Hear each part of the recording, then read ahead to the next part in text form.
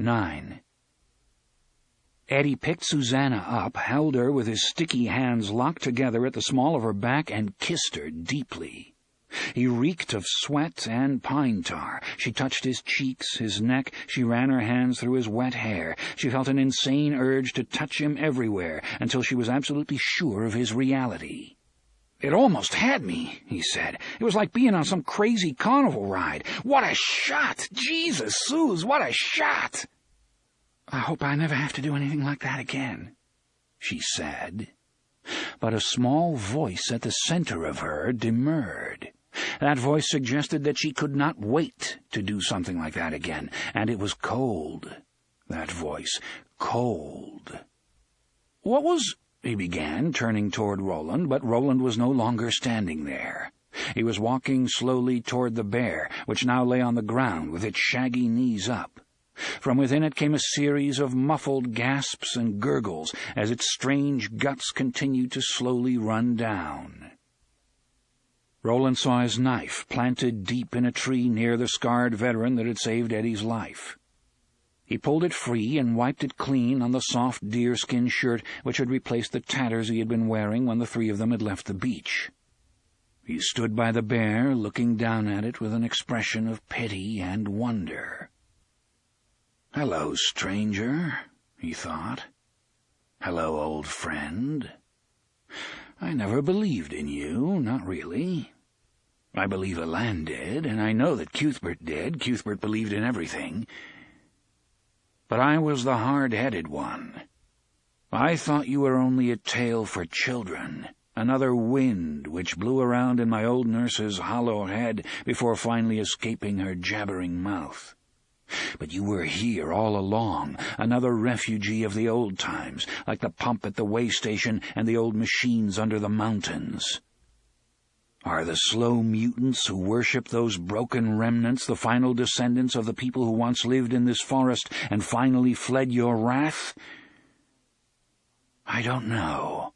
We'll never know. But it feels right. Yes. And then I came with my friends, my deadly new friends, who were becoming so much like my deadly old friends. We came, weaving our magic circle around us and around everything we touch, strand by poisonous strand, and now here you lie at our feet. The world has moved on again, and this time, old friend, it's you who have been left behind." The monster's body still radiated a deep, sick heat. Parasites were leaving its mouth and tattered nostrils in hordes, but they died almost at once. Waxy white piles of them were growing on either side of the bear's head. Eddie approached slowly. He had shifted Susanna over to one hip, carrying her as a mother might carry a baby. "What was it, Roland, do you know?" "He called it a guardian, I think," Susanna said. "Yes." Roland's voice was slow with amazement. "I thought they were all gone, must all be gone, if they ever existed outside of the old wives' tales in the first place." "Whatever it was one crazy mother," Eddie said. Roland smiled a little. "If you'd lived 2,000 or 3,000 years, you'd be one crazy mother, too." 2,000 or 3,000? Christ, Susanna said. "Is it a bear, really? And what's that?" She was pointing at what appeared to be a square metal tag set high on one of the bear's thick rear legs. It was almost overgrown with tough tangles of hair, but the afternoon sun had pricked out a single star point of light on its stainless steel surface, revealing it. Eddie knelt and reached hesitantly toward the tag, aware that strange muffled clicks and clacks were still coming from deep inside the fallen giant. He looked at Roland. "Go ahead," the gunslinger told him. "It's finished." Eddie pushed a clump of hair aside and leaned closer. Words had been stamped into the metal. They were quite badly eroded, but he found that with a little effort he could read them. North Central Positronics Limited, Granite City, Northeast Corridor. Design 4 Guardian. Serial number AA24123CX7554312997L14. Type species bear. Shardik. NR. Subnuclear cells must not be replaced. NR. Holy Jesus, this thing's a robot, Eddie said softly. It can't be, Susanna said. When I shot it, it bled. Maybe so, but your ordinary garden variety bear doesn't have a radar dish growing out of its head. And so far as I know, your ordinary garden variety bear doesn't live to be 2 or 3 He broke off suddenly, looking at Roland. When he spoke again, his voice was revolted. Roland, what are you doing? Roland did not reply, did not need to reply. What he was doing, gouging out one of the bear's eyes with his knife, was perfectly obvious. The surgery was quick, neat, and precise. When it was completed, he balanced an oozing brown ball of jelly on the blade of his knife for a moment, and then flicked it aside. A few more worms made their way out of the staring hole, tried to squirm their way down the bear's muzzle, and died. The gunslinger leaned over the eye socket of Shardik, the great guardian bear, and peered inside. "Come and look, both of you," he said.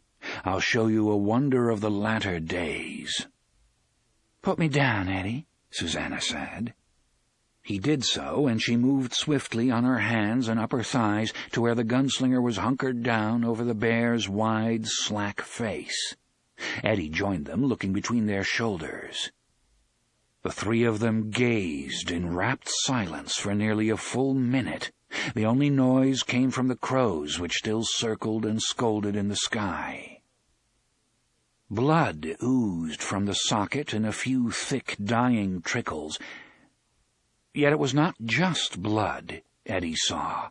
There was also a clear fluid which gave off an identifiable scent. Bananas.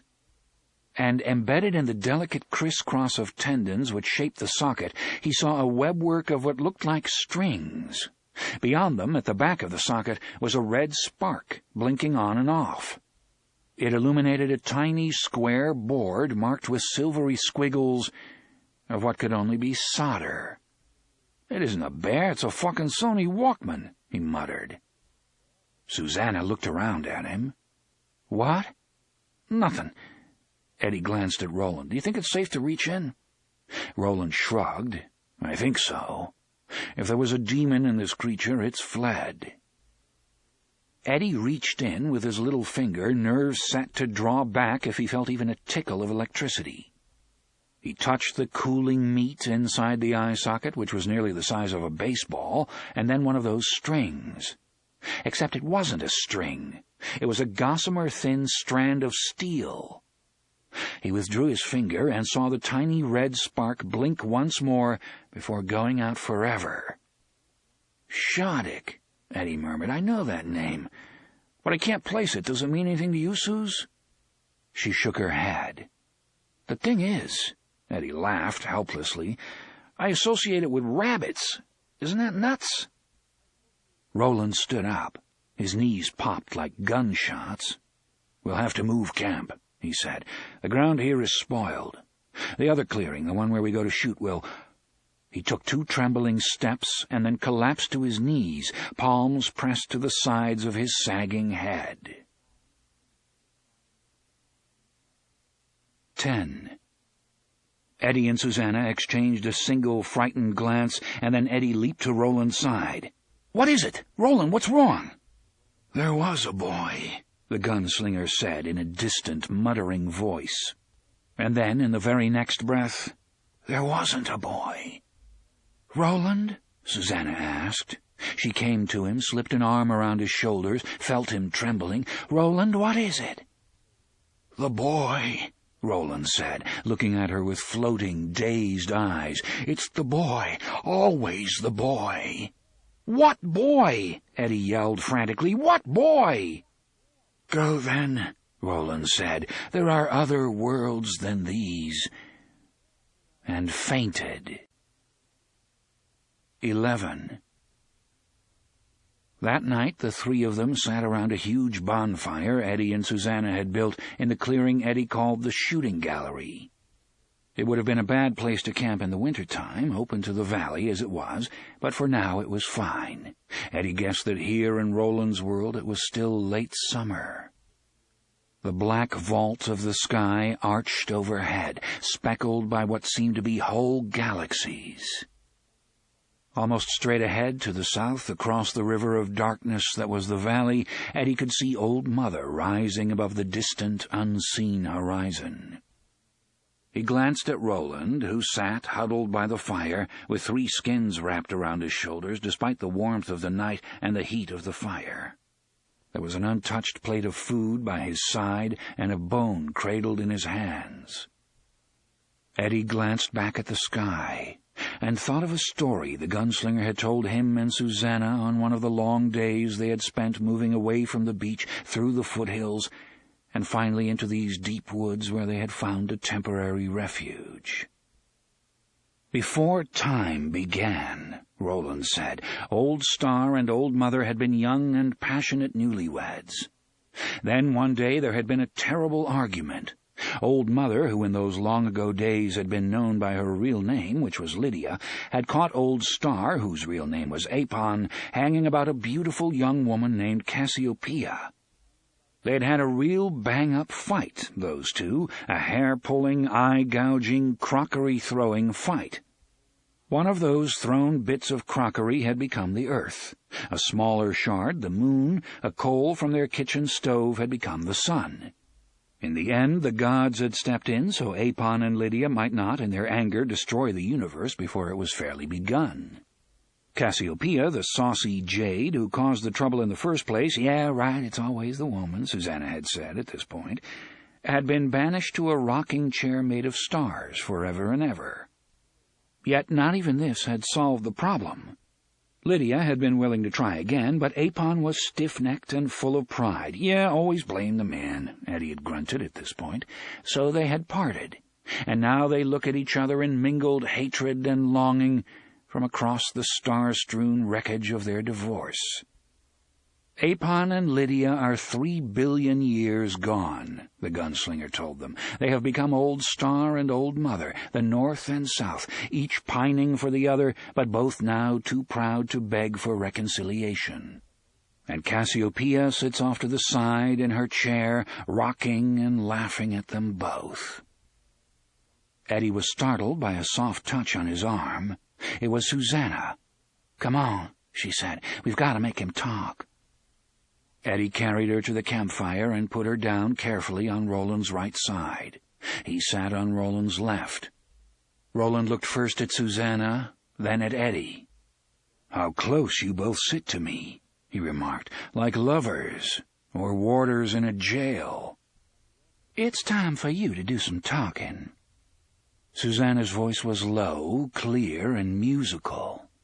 "If we're your companions, Roland, and it seems like we are, like it or not, it's time you started treating us as companions. Tell us what's wrong, and what we can do about it," Eddie finished. Roland sighed deeply. "I don't know how to begin," he said. "It's been so long since I've had companions, or a tale to tell." "Start with the bear," Eddie said.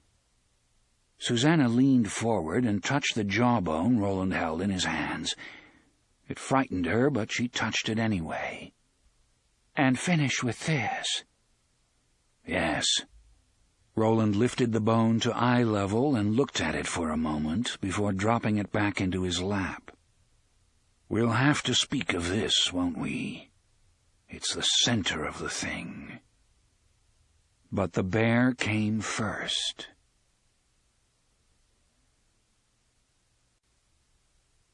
12.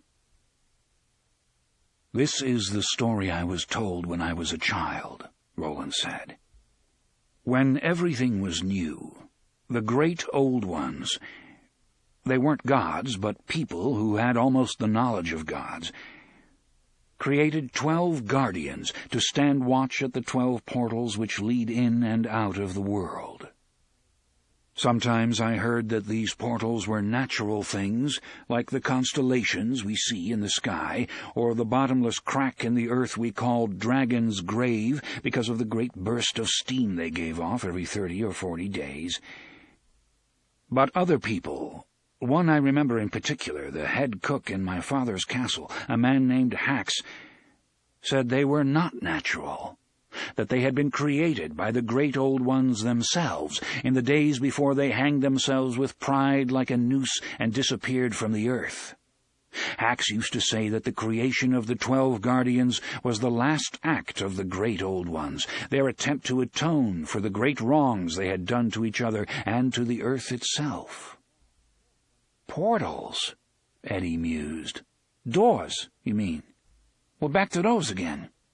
Do these doors that lead in and out of the world open on the world Susan and I came from, like the ones we found along the beach?" "I don't know," Roland said. "For everything I do know, there are 100 things I don't. You, both of you, will have to reconcile yourselves to that fact. The world has moved on, we say. When it did, it went like a great receding wave, leaving only wreckage behind. Wreckage that sometimes looks like a map." "Well, make a guess!" Eddie exclaimed, and the raw eagerness in his voice told the gunslinger that Eddie had not given up the idea of returning to his own world and Susanna's even now, not entirely. "Leave him be, Eddie," Susanna said. "The man don't guess." "Not true. Sometimes the man does," Roland said, surprising them both. "When guessing's the only thing left, sometimes he does. The answer is no. I don't guess that these portals are much like the doors on the beach. I don't guess they go to a where or when that we would recognize. I think the doors on the beach, the ones that led into the world you both came from, were like the pivot at the center of a child's teeter-board. Do you know what that is?"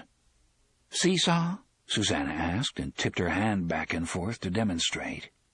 "Yes," Roland agreed, looking pleased. "Just so. On one end of this seesaw, Eddie said, smiling a little. "Yes, on one end my car, on the other that of the man in black, Walter. The doors were the center, creations of the tension between two opposing destinies. These other portals are things far greater than Walter or me or the little fellowship we three have made." "Are you saying," Susanna asked hesitantly, "that the portals where these guardians stand watch are outside Ka, beyond Ka?" "I'm saying that I believe so." He offered his own brief smile, a thin sickle in the firelight. "That I guess so." He was silent a moment. Then he picked up a stick of his own. He brushed away the carpet of pine needles and used the stick to draw in the dirt beneath. "Here is the world as I was told it existed when I was a child. The X's are the portals standing in a ring at its eternal edge. If one drew 6 lines connecting these portals in pairs, so—" He looked up. "Do you see where the lines cross in the center?" Eddie felt gooseflesh crawl up his back and down his arms. His mouth was suddenly dry. "Is that it, Roland? Is that—" Roland nodded. His long, lined face was grave. "At this nexus lies the great portal, the so-called 13th gate, which rules not just this world but all worlds." He tapped the center of the circle. "Here is the dark tower for which I've searched my whole life." 13. The gunslinger resumed. "At each of the 12 lesser portals the great old one set a guardian.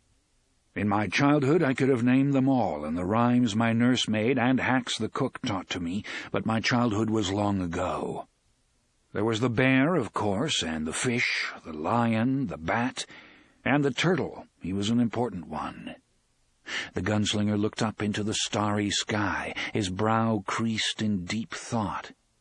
Then an amazingly sunny smile broke across his features, and he recited, "See the turtle of enormous girth. On his shell he holds the earth. His thought is slow but always kind. He holds us all within his mind. On his back all vows are made. He sees the truth but mayn't aid. He loves the land and loves the sea, and even loves a child like me." Roland uttered a small, bemused laugh. "Hax taught that to me, singing it as he stirred the frosting for some cake and gave me little nips of the sweet from the edge of his spoon. Amazing what we remember, isn't it? Anyway, as I grew older, I came to believe that the Guardians didn't really exist, that they were symbols rather than substance.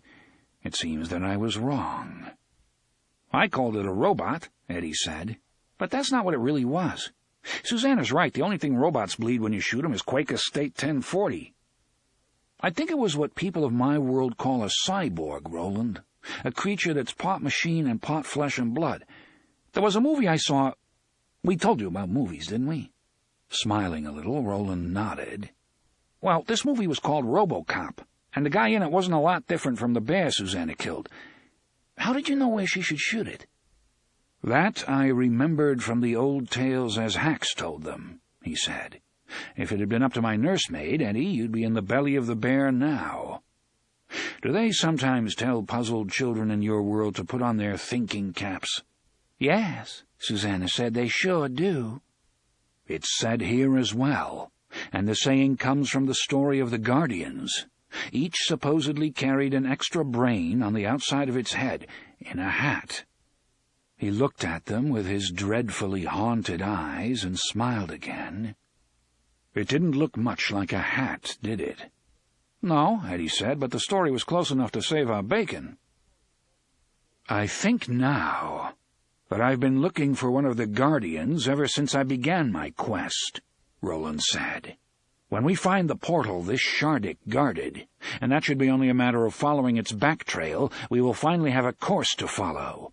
We must set the portal to our backs and then simply move straight ahead. At the center of the circle, the tower." Eddie opened his mouth to say, "All right, let's talk about this tower. Finally, once and for all, let's talk about it. What it is, what it means, and most important of all, what happens to us when we get there."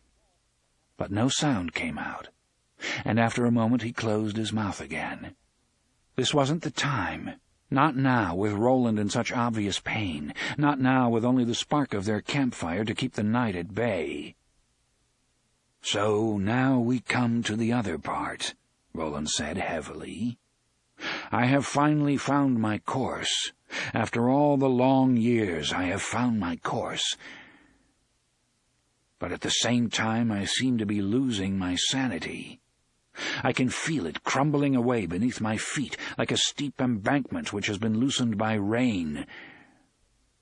This is my punishment for letting a boy who never existed fall to his death, and that is also Ka." "Who is this boy, Roland?" Susanna asked. Roland glanced at Eddie. "Do you know?" Eddie shook his head. "But I spoke of him," Roland said. "In fact, I raved of him when the infection was at its worst and I was near dying." The gunslinger's voice suddenly rose half an octave, and his imitation of Eddie's voice was so good that Susanna felt a coil of superstitious fright. "If you don't shut up about that goddamn kid, Roland, I'll gag you with your own shirt. I'm sick of hearing about him. Do you remember saying that, Eddie?" Eddie thought it over carefully.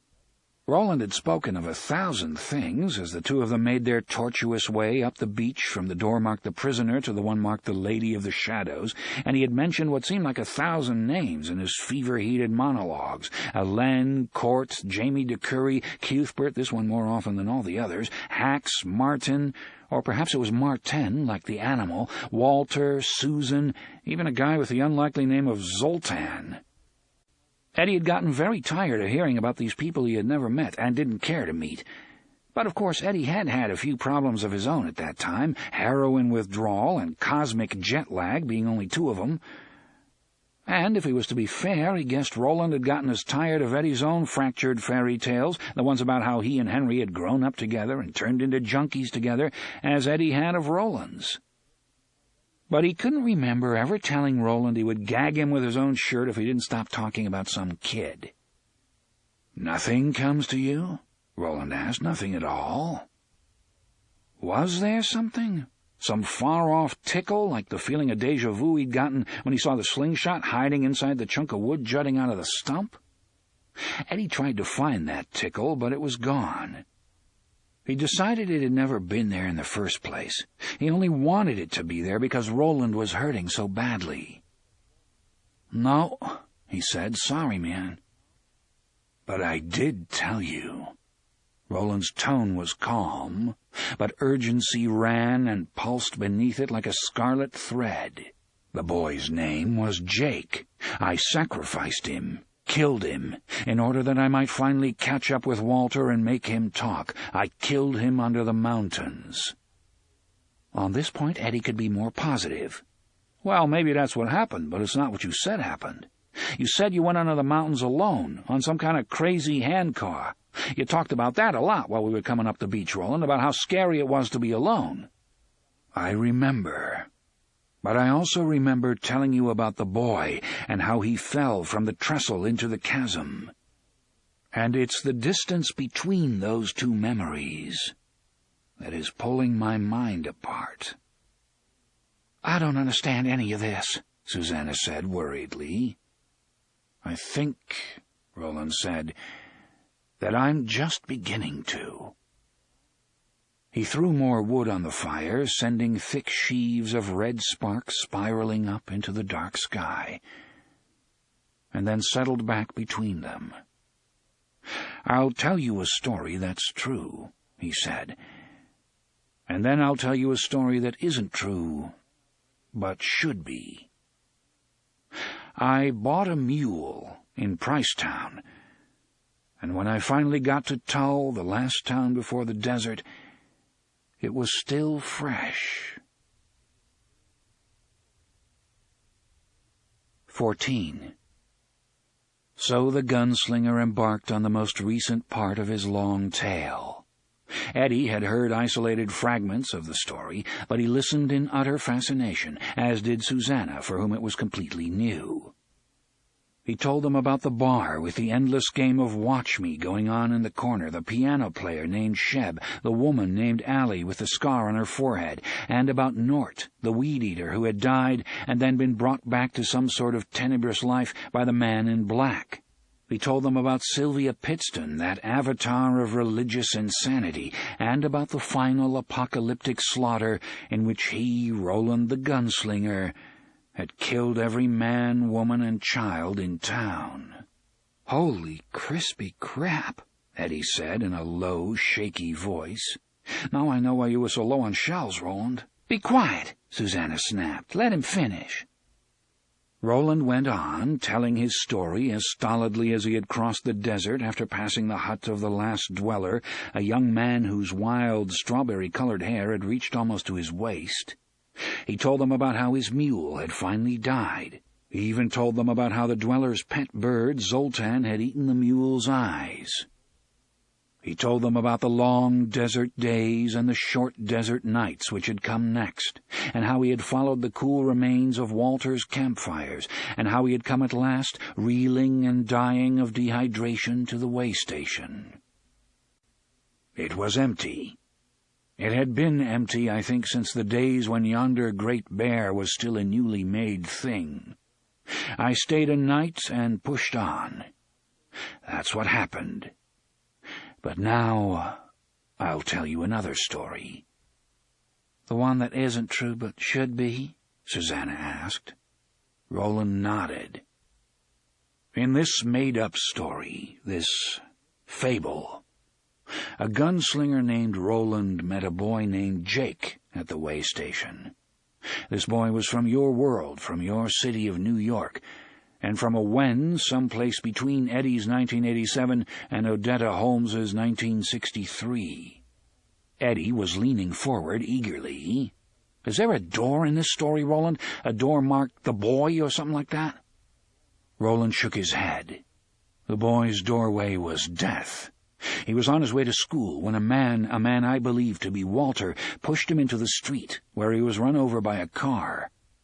He heard this man say something like, "Get out of the way, let me through, I'm a priest." Jake saw this man just for an instant, and then he was in my world. The gunslinger paused, looking into the fire. Now, I want to leave this story of the boy who was never there and go back to what really happened for a minute, all right? Eddie and Susanna exchanged a puzzled glance, and then Eddie made an "after you, my dear Alphonse" gesture with his hand. As I have said, the way station was deserted. There was, however, a pump that still worked. It was at the back of the stable where the coach horses were kept. I followed my ears to it, but I would have found it even if it had been completely silent. I smelled the water, you see. After enough time in the desert, when you are on the edge of dying from thirst, you can really do that. I drank and then slept. When I woke, I drank again. I wanted to push on at once. The need to do that was like a fever. The medicine you brought me from your world, the Astin, is wonderful stuff, Eddie, but there are fevers beyond the power of any medicine to cure, and this was one of them. I knew my body needed rest, but it still took every ounce of my willpower to stay there even one night. In the morning, I felt rested, and so I refilled my water skins and pushed on. I took nothing from that place but water. That's the most important part of what really happened. Susanna spoke in her most reasonable, pleasant, and Odetta Holmes-like voice. "All right, that's what really happened. You refilled your water skins and went on. Now tell us the rest of what didn't happen, Roland." The gunslinger put the jawbone in his lap for a moment, curled his hands into fists, and rubbed his eyes with them, a curiously childlike gesture. Then he grasped the jawbone again, as if for courage, and went on. "I hypnotized the boy who wasn't there," he said. "I did it with one of my shells. It's a trick I've known for years, and I learned it from a very unlikely source, Martin, my father's court magician. The boy was a good subject. While he was tranced, he told me the circumstances of his death, as I've told them to you. When I'd gotten as much of his story as I felt I could without upsetting or actually hurting him, I gave him a command that he should not remember anything about his dying when he woke up again." "Who'd want to?" Eddie muttered. Roland nodded. "Who indeed?" The boy passed from his trance directly into a natural sleep. I also slept. When we woke, I told the boy that I meant to catch the man in black. He knew who I meant. Walter had also stopped at the way station. Jake was afraid and hid from him.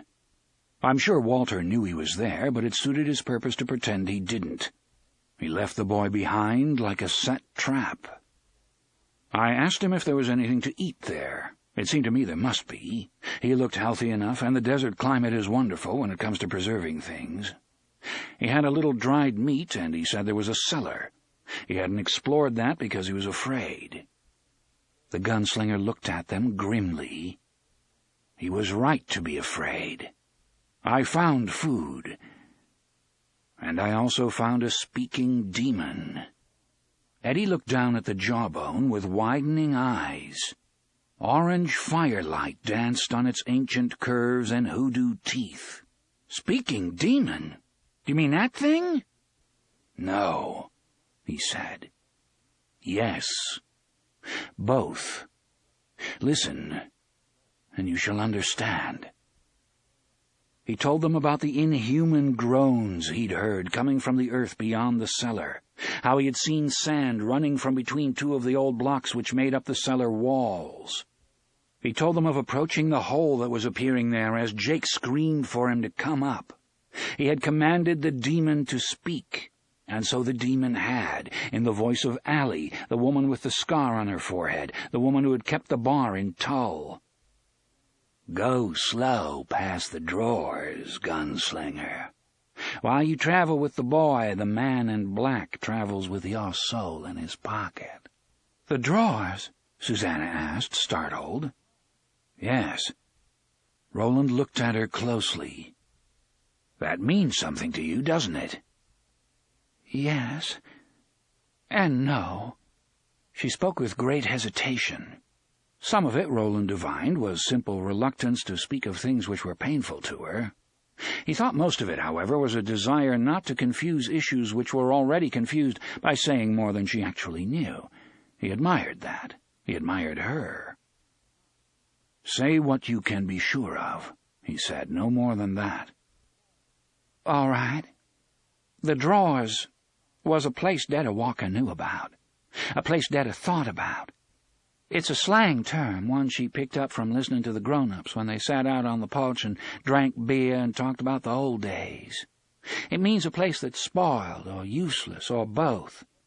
There was something in the drawers, in the idea of the drawers, that called to Detta. Don't ask me what. I might have known once, but I don't any more, and don't want to. Detta stole my Aunt Blue's china plate, the one my folks gave her for a wedding present, and took it to the drawers, her drawers, to break it. That place was a gravel pit filled with trash, a dumping ground. Later on, she sometimes picked up boys at roadhouses." Susanna dropped her head for a moment, her lips pressed tightly together. Then she looked up again and went on. "White boys. And when they took her back to their cars in the parking lot, she cock-teased them and then ran off. Those parking lots, they were the drawers, too. It was a dangerous game, but she was young enough, quick enough, and mean enough to play it to the hilt and enjoy it. Later in New York, she'd go on shoplifting expeditions. You know about that, both of you. Always to the fancy stores, Macy's, Gimbel's, Bloomingdale's, and steal trinkets. And when she made up her mind to go on one of those sprees, she'd think, I'm going to the drawers today, gonna steal me some shit from the white folks, gonna steal me something for special, and then break that sumbitch." She paused, lips trembling, looking into the fire. When she looked around again, Roland and Eddie saw tears standing in her eyes. "I'm crying, but don't let that fool you. I remember doing those things, and I remember enjoying them. I guess I'm crying because I know I'd do it all again if the circumstances were right." Roland seemed to have regained some of his old serenity, his weird equilibrium. "We have a proverb in my country, Susanna. The wise thief always prospers." "I don't see nothing wise about stealing a bunch of paste jewelry," she said sharply. "Were you ever caught?" "No." He spread his hands as if to say, there you have it. "So for Detta Walker, the drawers were bad places?" Eddie asked. "Is that right? Because it doesn't exactly feel right." "Bad and good at the same time. They were powerful places, places where she reinvented herself, I suppose you could say. But they were lost places, too. And this is all off the subject of Roland's ghost boy, isn't it?" "Maybe not," Roland said. "We had drawers as well, you see, in my world. It was slang for us, too, and the meanings are very similar." "What did it mean to you and your friends?" Eddie asked. "That varied slightly from place to place and situation to situation. It might mean a trash midden, it might mean a whorehouse, or a place where men came to gamble or chew devilweed. But the most common meaning that I know is also the simplest." He looked at them both. "The drawers are places of desolation," he said. "The drawers are the wastelands." 15. This time Susanna threw more wood on the fire. In the south, Old Mother blazed on brilliantly, not flickering.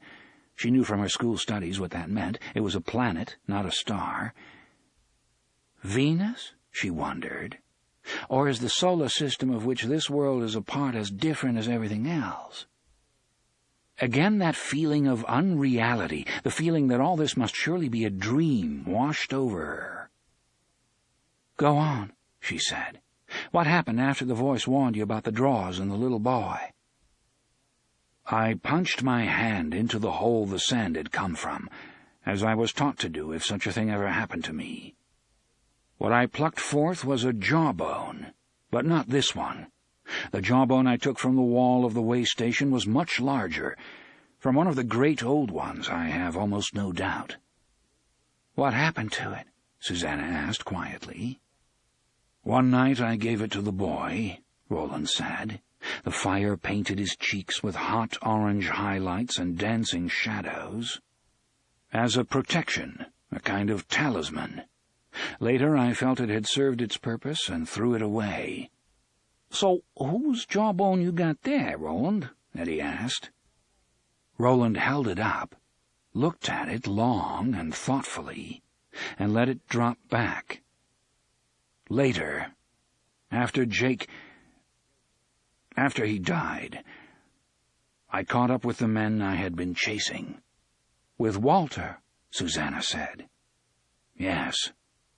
We held palaver, he and I, long palaver. I fell asleep at some point, and when I woke up, Walter was dead. 100 years dead, at least, and probably more. There was nothing left of him but bones, which was fitting enough, since we were in a place of bones." "Yeah, it must have been a pretty long palaver, all right," Eddie said dryly. Susanna frowned slightly at this, but Roland only nodded. "Long and long," he said, looking into the fire. "You came to in the morning and reached the Western Sea that very evening," Eddie said. "That night the lobstrosities came, right?" Roland nodded again. "Yes. But before I left the place where Walter and I had spoken, or dreamed, or whatever it was we did, I took this from the skull of his skeleton." He lifted the bone, and the orange light again skated off the teeth. Walter's jawbone, Eddie thought, and felt a little chill work through him. The jawbone of the man in black. Remember this, Eddie, my boy, the next time you get to thinking Roland's maybe just another one of the guys. He's been carrying it around with him all this time, like some kind of a cannibal's trophy. Jesus. "I remember what I thought when I took it," Roland said. "I remember very well. It is the only memory I have of that time which hasn't doubled on me. I thought it was bad luck to throw away what I found when I found the boy. This will replace it. Only then I heard Walter's laughter, his mean, tittery laughter. I heard his voice, too." "What did he say?" Susanna asked. "Too late, gunslinger," Roland said. "That's what he said. Too late. Your luck will be bad from now until the end of eternity. That is your Ka."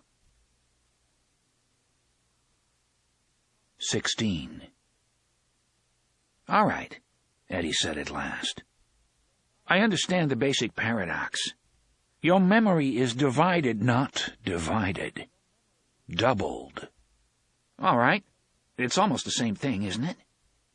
Eddie grasped a twig and made his own little drawing in the sand. He tapped the line on the left. "This is your memory of the time before you got to the way station. A single track." "Yes." He tapped the line on the right. "And after you came out on the far side of the mountains in the place of bones, the place where Walter was waiting for you, also a single track." "Yes." Now Eddie first indicated the middle area, and then drew a rough circle around it. "That's what you've got to do, Roland. Close this double track off. Build a stockade around it in your mind, and then forget it. Because it doesn't mean anything. It doesn't change anything. It's gone. It's done, but it isn't." Roland held up the bone. "If my memories of the boy Jake are false, and I know they are, how can I have this? I took it to replace the one I threw away, but the one I threw away came from the cellar of the way station, and along the track I know is true, I never went down cellar. I never spoke with the demon. I moved on alone with fresh water and nothing else." "Roland, listen to me," Eddie said earnestly. "If that jawbone you're holding was the one from the way station, that would be one thing. But isn't it possible that if you hallucinated that whole thing, the way station, the kid, the speaking demon, then maybe you took Walter's jawbone because it was no hallucination?" Roland said. He looked at them both with his faded blue bombardier's eyes, and then did something neither expected. something Eddie would have sworn Roland did not know he meant to do himself. He threw the jawbone into the fire. 17. For a moment it only lay there, a white relic bent in a ghostly half-grin. Then it suddenly blazed red, washing the clearing with dazzling scarlet light. Eddie and Susanna cried out and threw their hands up to shield their eyes from that burning shape. The bone began to change, not to melt, but to change. The teeth, which leaned out of it like gravestones, began to draw together in clumps. The mild curve of the upper arc straightened, then snubbed down at the tip. Eddie's hands fell into his lap, and he stared at the bone, which was no longer a bone, with gape-jawed wonder. It was now the color of burning steel. The teeth had become 3 inverted V's, the middle one larger than those on the ends. And suddenly Eddie saw what it wanted to become, just as he had seen the slingshot in the wood of the stump. He thought it was a key. "You must remember the shape," he thought feverishly. "You must, you must." His eyes traced it desperately. 3 V's, the one in the center larger and deeper than the 2 on the end. 3 notches, and the one closest the end had a squiggle, the shallow shape of a lowercase s. Then the shape in the flames changed again. The bone, which had become something like a key, drew inward, concentrating itself into bright, overlapping petals and folds, as dark and velvety as a moonless summer midnight. For a moment Eddie saw a rose, a triumphant rose that might have bloomed in the dawn of this world's first day, a thing of depthless, timeless beauty. His eyes saw, and his heart was opened. It was as if all love and life had suddenly risen from Roland's dead artifact. It was there in the fire, burning out in triumph and some wonderful, inchoate defiance, declaring that despair was a mirage and death a dream. "The rose," he thought incoherently. "First the key, then the rose. Behold! Behold the opening of the way to the tower." There was a thick cough from the fire. A fan of sparks twisted outwards. Susanna screamed and rolled away, beating at the orange flecks on her dress as the flames gushed upward toward the starry sky. Eddie didn't move. He sat transfixed in his vision, held in a cradle of wonder which was both gorgeous and terrible, unmindful of the sparks which danced across his skin. Then the flames sank back. The bone was gone. The key was gone. The rose was gone. "Remember," he thought. "Remember the rose, and remember the shape of the key." Susanna was sobbing with shock and terror, but he ignored her for the moment and found the stick with which he and Roland had both drawn. And in the dirt he made this shape with a shaking hand.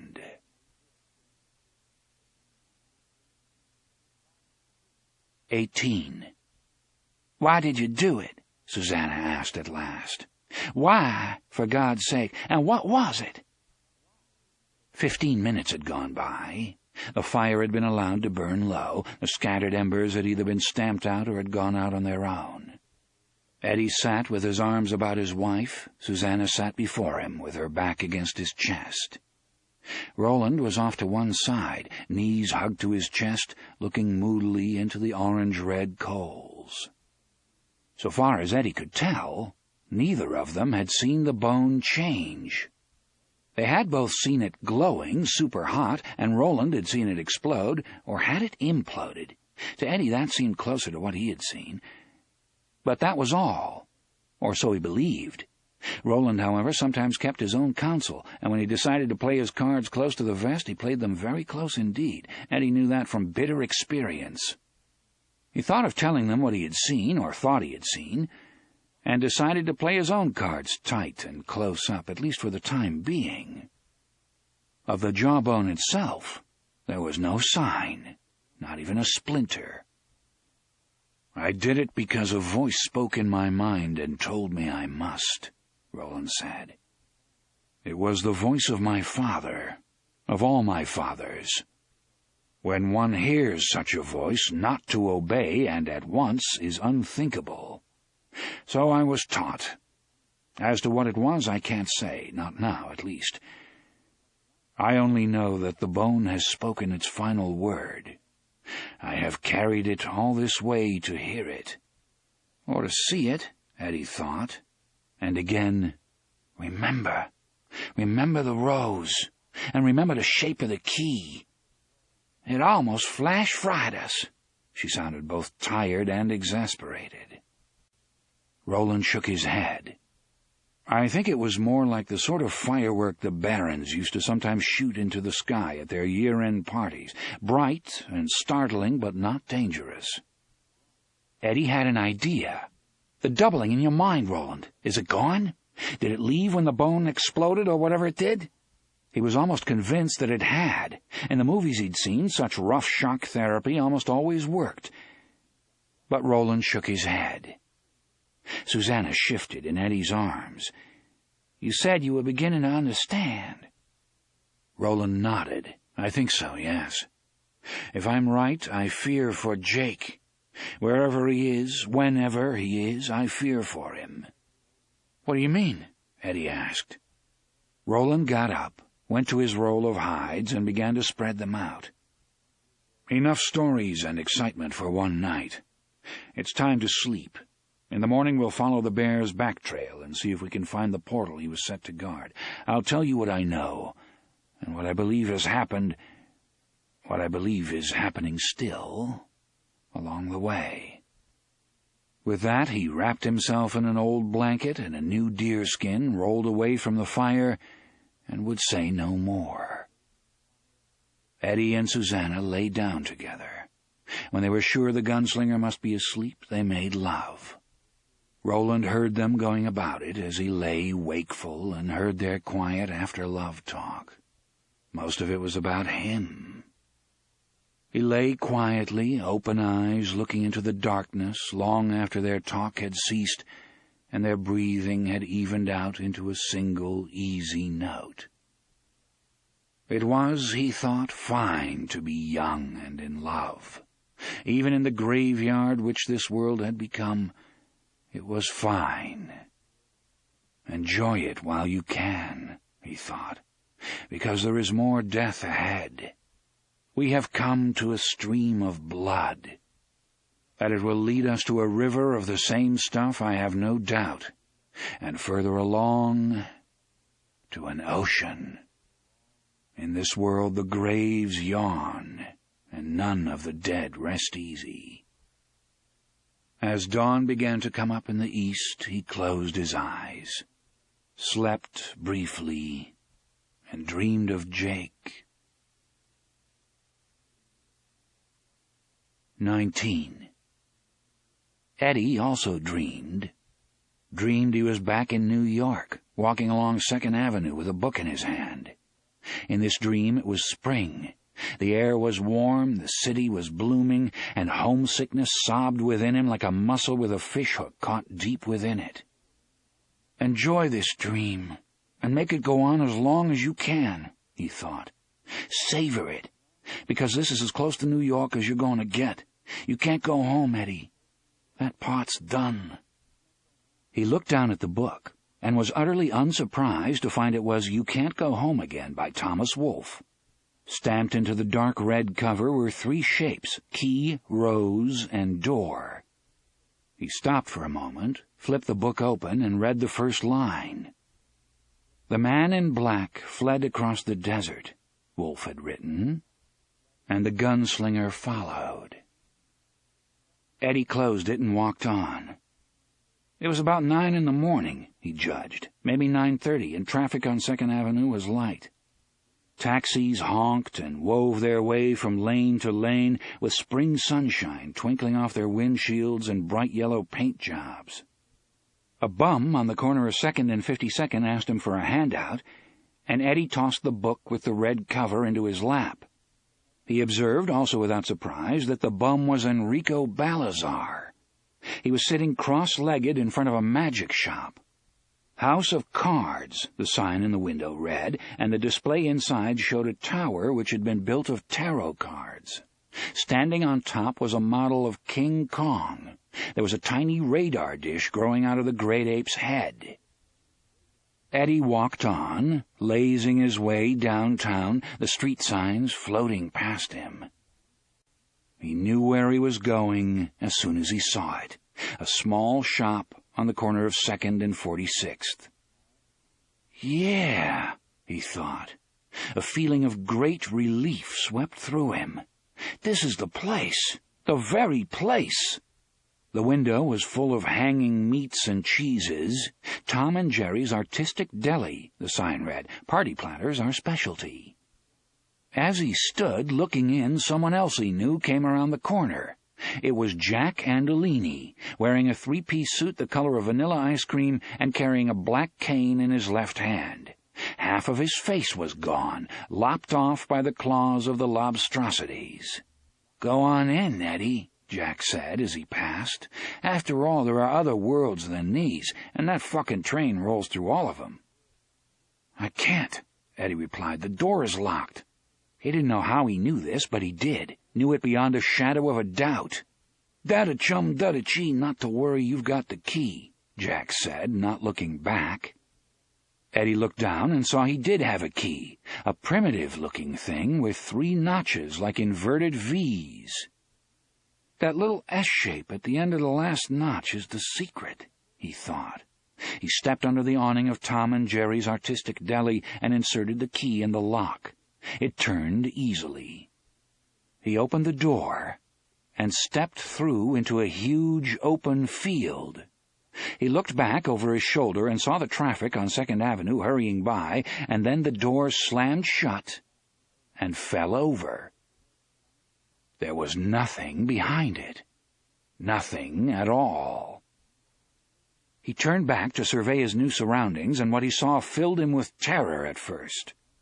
The field was a deep scarlet, as if some titanic battle had been fought here, and the ground had been drenched with so much blood that it could not all be absorbed. Then he realized that it was not blood he was looking at, but roses.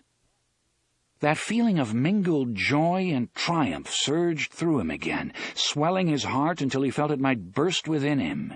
He raised his clenched fists high over his head in a gesture of victory, and then froze that way. The field stretched on for miles, climbing a gentle slope of land, and standing at the horizon was the dark tower. It was a pillar of dumb stone, rising so high into the sky that he could barely discern its tip. Its base, surrounded by red, shouting roses, was formidable, titanic with weight and size. Yet the tower became oddly graceful as it rose and tapered. The stone of which it had been made was not black, as he had imagined it would be, but soot-colored. Narrow, slitted windows marched about it in a rising spiral. Below the windows ran an almost endless flight of stone stairs, circling up and up. The tower was a dark gray exclamation point, planted in the earth and rising above the field of blood-red roses. The sky arched above it was blue, but filled with puffy white clouds like sailing ships. They flowed above and around the top of the dark tower in an endless stream. "How gorgeous it is," Eddie marveled. "How gorgeous and strange." But his feeling of joy and triumph had departed.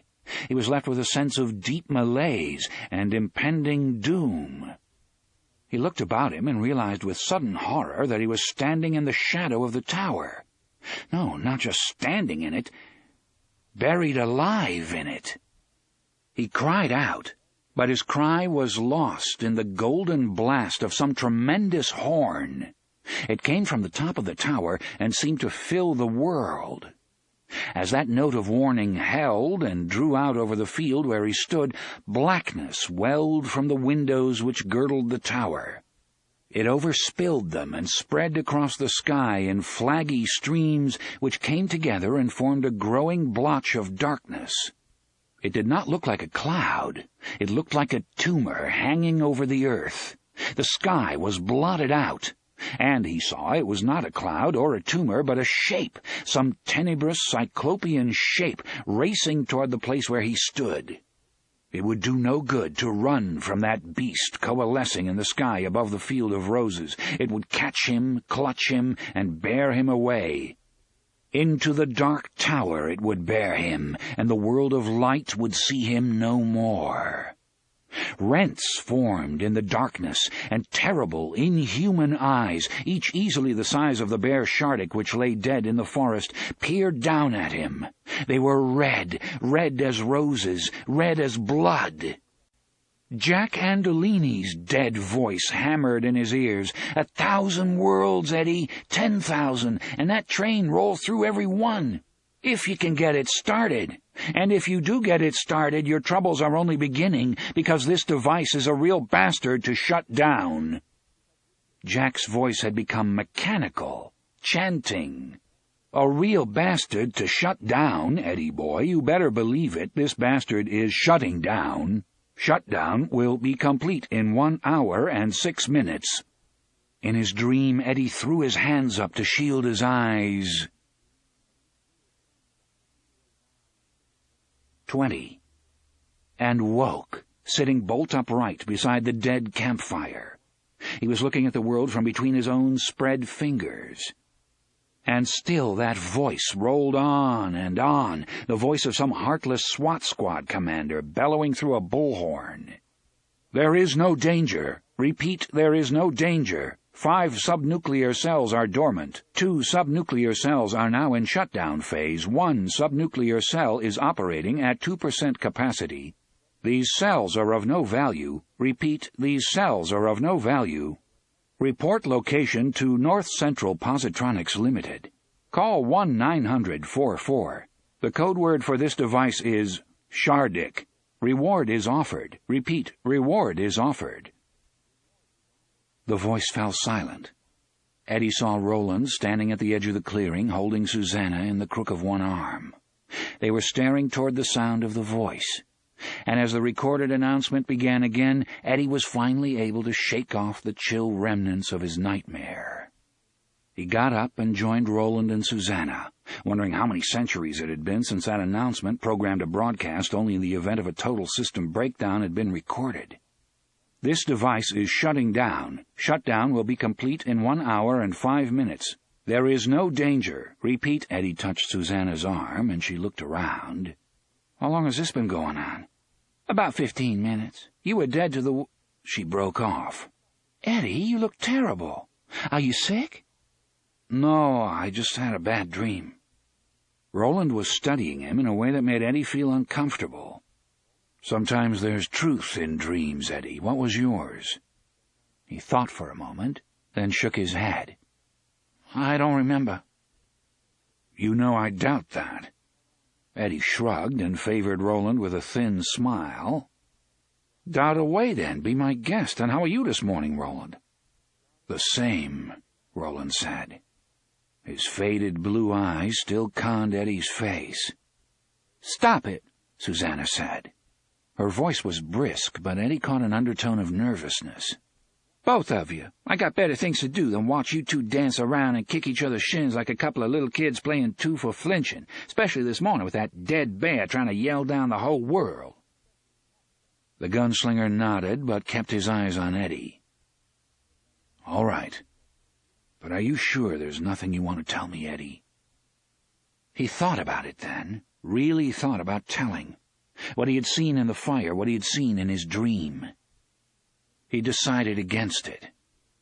Perhaps it was only the memory of the rose in the fire and the roses which had blanketed that dream field in such fabulous profusion. He knew he could not tell these things as his eyes had seen them and his heart had felt them. He could only cheapen them. And, at least for the time being, he wanted to ponder these things alone. But remember, he told himself again, except the voice in his mind didn't sound much like his own. It seemed deeper, older, the voice of a stranger. "Remember the rose." "You will what?" Roland asked. "Tell," Eddie said. "If anything comes up that seems, really important, I'll tell you. Both of you. Right now, there isn't. So if we're going somewhere, Shane, old buddy, let's saddle up." "Shane? Who is this Shane?"